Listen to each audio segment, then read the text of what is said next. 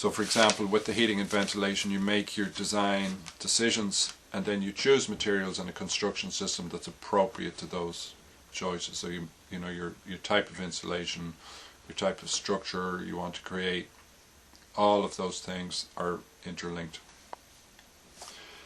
You then look at the services, plumbing, drainage and electrical services, bringing water in. Where's the water going to come from? Is it going to be good water? How are you going to get rid of that wastewater? Your drainage system, looking at things like composting, looking at electrical need. It's going to come off the grid, or are you going to try and generate some of your own on site? This brings up issues in terms of consumption, and of course the water thing brings up issues in terms of consumption too. Looking at then planning and building regulations wherever it is you're working, looking at the local regulations in terms of getting permissions or permits to build. What are the local regulatory issues? What are the issues in terms of if you are borrowing, what is the bank or the building society, what are they asking you to do in terms of how your building is going to be made? This oftentimes will affect the choice of materials and so on. Then there'll be regulations in terms of health and safety, not having bathrooms opening into kitchens and so on. Take all that on board.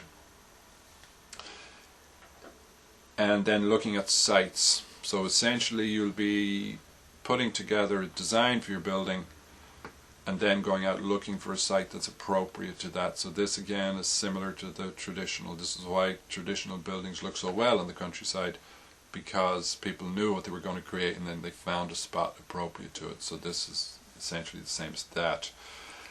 Now there's a wealth of information in the handbook, and then there's a wealth of information out there in the outside world.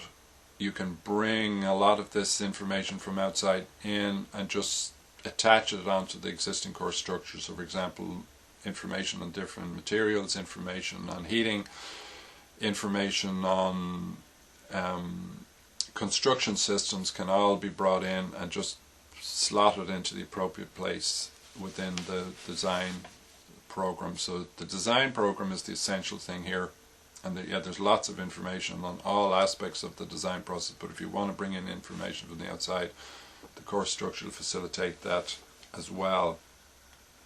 So that really describes more or less the physical aspects of the process. So